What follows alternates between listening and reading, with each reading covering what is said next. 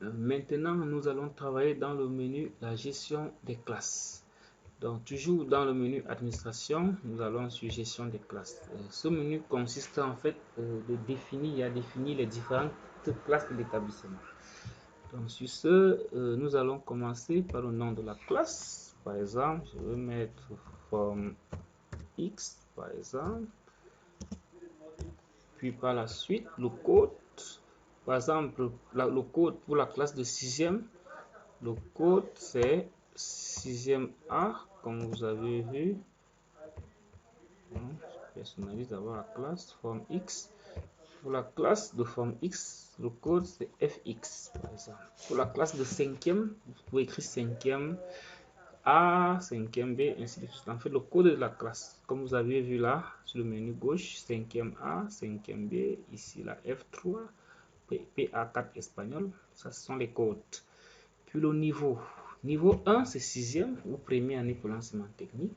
Niveau 2, 5e. Niveau 3, 4e ou 3e année, ainsi de suite, jusqu'en terminale niveau 7. Puis par la suite, vous définissez la série. Vous allez introduire la série allemande, espagnole. S'il n'y en a pas de série comme la 6e, vous laissez aucune. Maintenant, pour l'enseignement technique, par exemple, pour les séries, vous pouvez venir sur ces 3 points. Simplement, vous définissez votre série. Par exemple, mécanique automobile.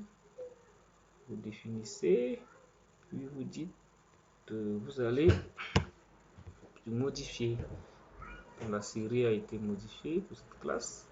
Puis par la suite, le professeur principal, vu que vous avez déjà introduit la liste des professeurs, parce que cela doit être fait dans l'ordre. D'abord, la gestion des enseignants, puis la gestion des classes. Pour avoir accès au professeur, vous choisissez le professeur principal de la classe.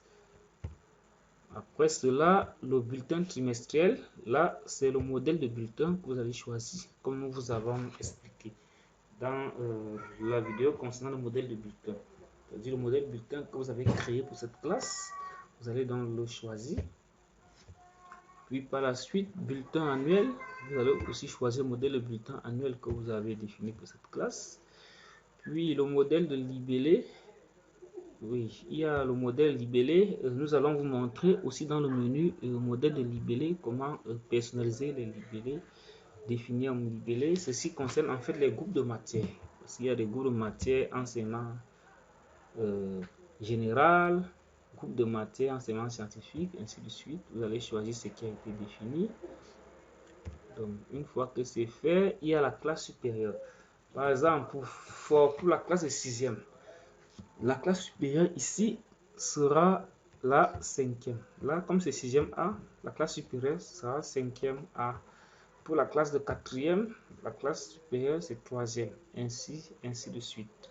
Mais pour les classes de terminale, ici, vous pouvez laisser vide. Pour les classes de terminale, il n'y a pas de souci à ce niveau. Jusqu'en terminale, il n'y a plus de classe supérieure devant pour le lycée. Donc, la moyenne minimale pour passer en classe supérieure, donc, il faut 10 de moyenne pour aller en classe supérieure, il faut 9 de moyenne, en fonction de votre établissement, vous allez définir. Puis, par la suite, il y a les informations de la carte d'identité scolaire. Le code examen, vous allez saisir. Les surveillants généraux et censeurs savent bien de quoi il s'agit. Les dates de prise de service et de prise de vue, autant pour moi, date de prise de vue. Parfois, c'est demandé sur les cartes. Vous cliquez, vous définissez la date, ainsi de suite. Une fois que ceci est fait, vous cliquez sur ajouter. Et la classe est automatiquement ajoutée.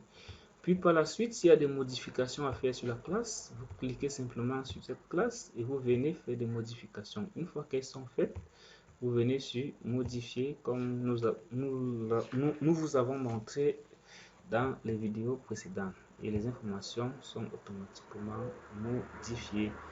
Et dans ce menu également, vous pouvez voir le nombre de classes. Là, on a 30 classes dans la base de données. Voilà le nombre de classes. Vous pouvez voir un aperçu d'impression. Vous pouvez visualiser un aperçu d'impression. Donc, Vous pouvez également supprimer une classe. Cliquez, vous supprimez la classe. On vous demande, êtes-vous aussi de supprimer la classe? Vous êtes oui, la classe est supprimée. Vous n'êtes pas supprimé. Donc ça, c'est ce qui concerne le menu gestion des classes. Et merci et rendez-vous pour la prochaine vidéo.